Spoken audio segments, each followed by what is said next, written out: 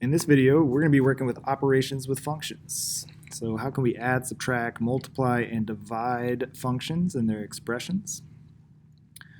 We're going to have four operations here. They're just those normal ones: addition, subtraction, multiplication, and division. We've got to be able to interpret a couple of different forms of function notation, asking us to add, subtract, multiply, or divide. The addition notation makes the most sense if it's written as just simply adding two different functions together. But there's a fancier way of doing it where we factor out the x and we just say f plus g. Same exact thing. We're just adding those two functions, combining like terms.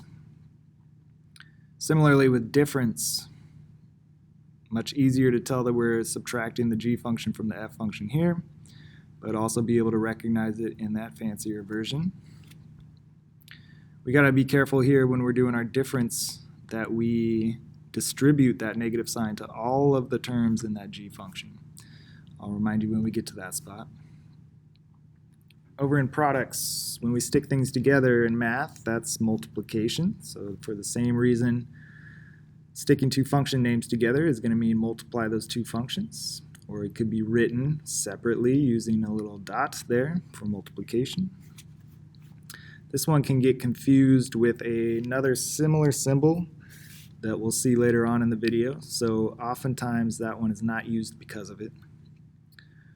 For quotients or division, will we see a function divided by a function in either form?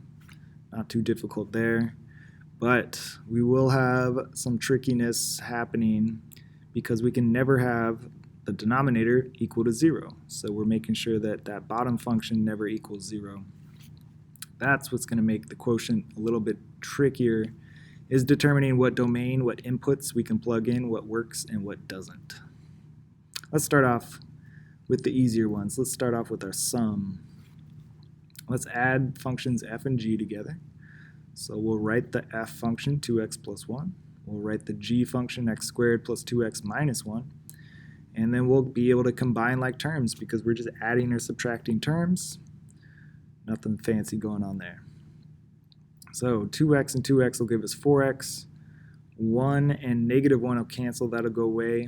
And we still just have an x squared by itself.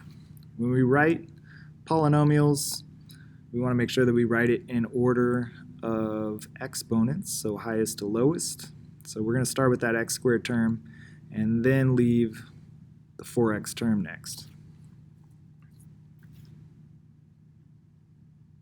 The next part of it is similar, except instead of x here, we have a number to plug in. So knowing what that sum was in that first step, that simplified version, we're just going to plug inputs into that form rather than plugging it into this form, which is a little messier. Always simplify before you do something else with it. So in that simplified version of x squared plus 4x, let's plug a 2 into the inputs. So we're going to square 2 and multiply 2 by 4. 2 squared is 4, and 4 times 2 is 8. Put that together, and we get 12.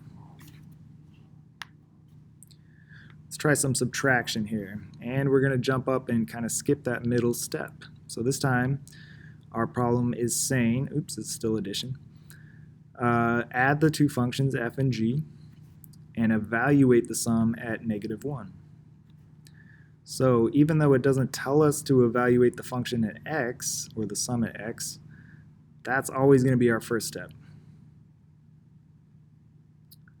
So let's add 2x minus 3 to x squared minus 1, and combine like terms. We got x squared with no other terms, so we'll leave that first. 2x, no other x terms, so plus 2x, and combine negative 3 and negative 1 to give us negative 4. There's our simplified sum of our two functions. Now let's plug a negative 1 into that. Negative 1 into the first spot, so square negative 1 and get 1. Multiply 2 by negative 1 and write negative 2. And then subtract 4. So 1 minus 2 minus 4, that gives us negative 5. All right, now we're going to do a subtraction. And again, skipping, at least it looks as though we're skipping that initial step.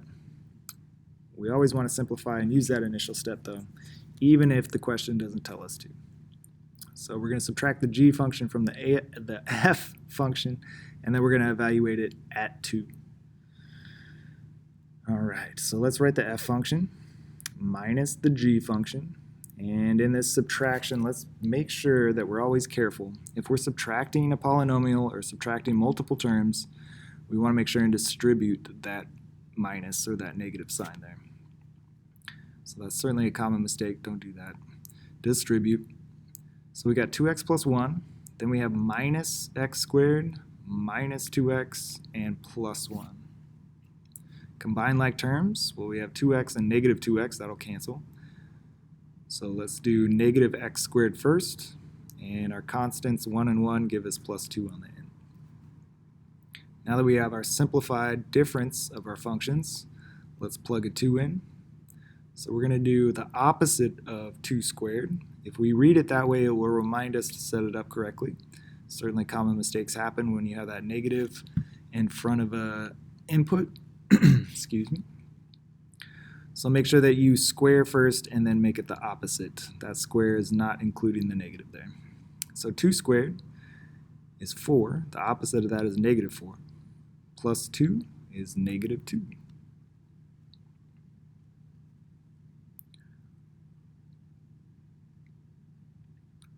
All right, next up, we got a product of 2 functions.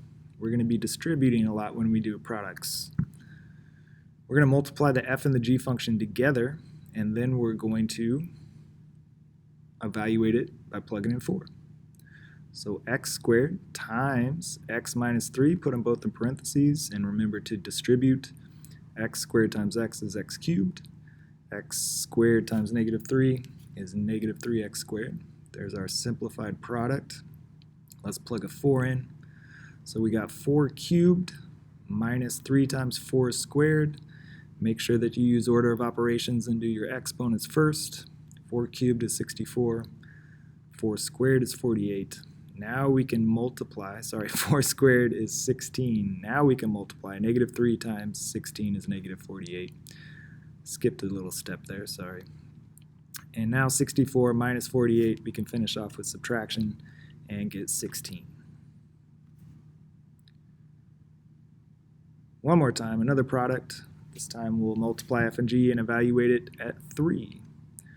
So taking f of x squared, g is 1 minus x. Put them in parentheses and distribute.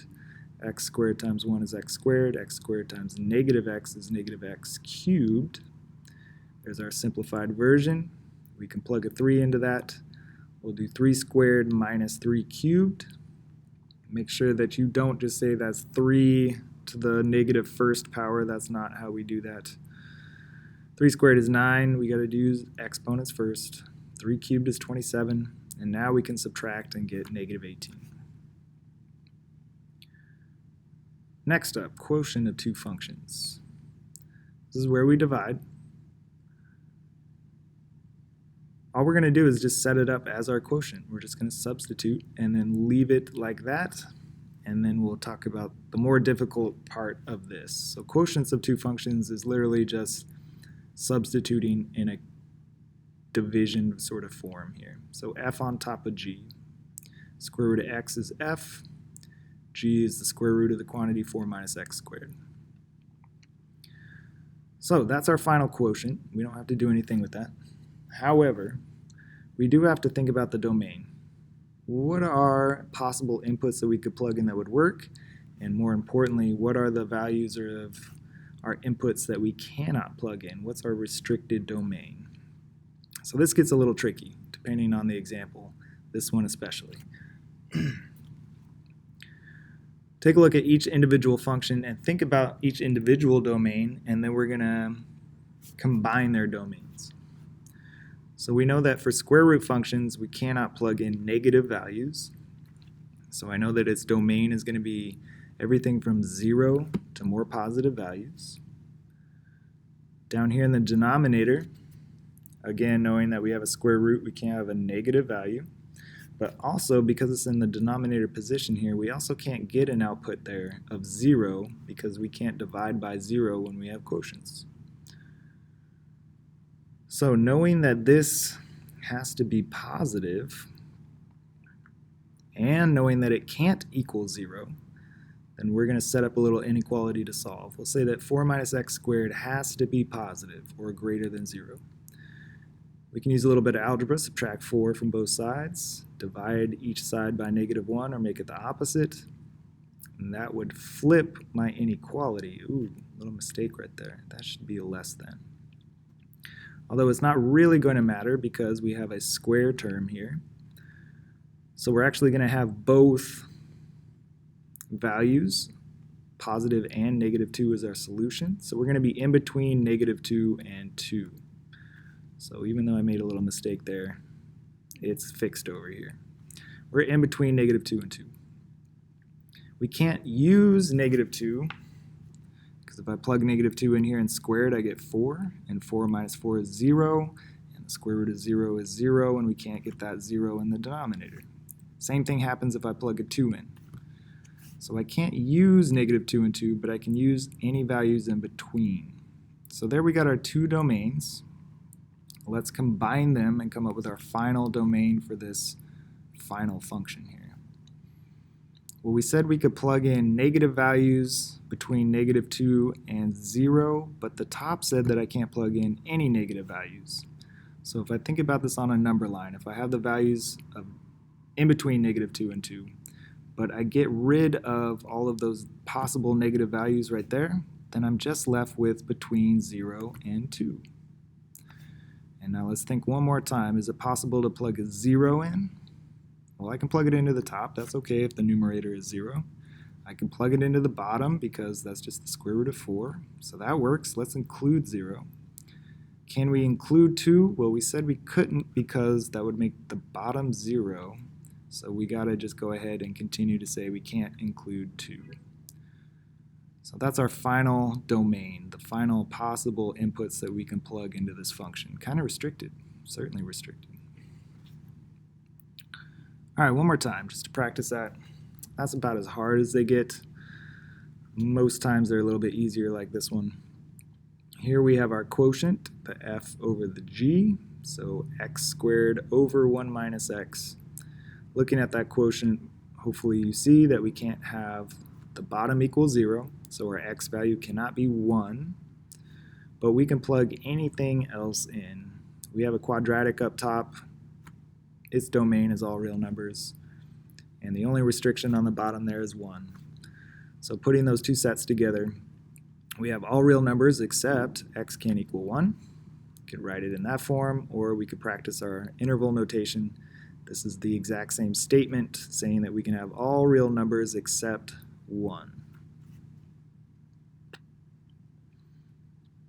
All right, we have one last thing that we can play around with functions using operations. We can actually plug a function into another function, and that's called composition. We have two ways of looking at it in our notation.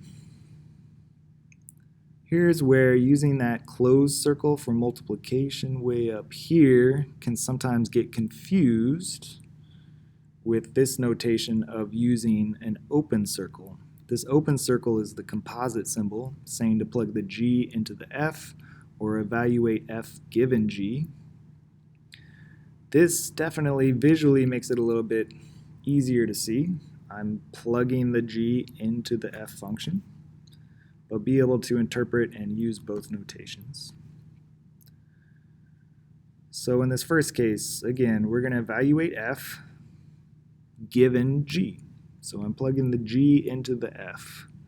So I'm going to take this whole expression of x minus 1 and I'm going to plug it into that input spot. So that means that we now get the square root of x minus 1.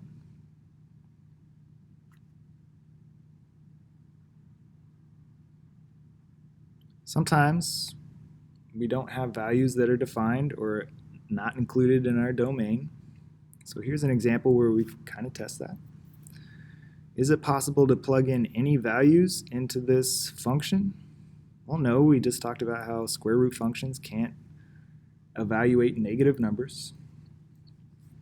So what values would make the inside negative? Well, let's take a look here. We got two options. Which of these work and which one doesn't? if I plug a 2 into this function, into the composite function, plugging 2 into the input, 2 minus 1 is 1. I can take the square root of that, and we're okay. But notice that if I try and plug a 0 into this composite, plugging a 0 into our input spot, 0 minus 1 is negative 1, and the square root of negative 1 is imaginary, and we're not going to include that in our domain.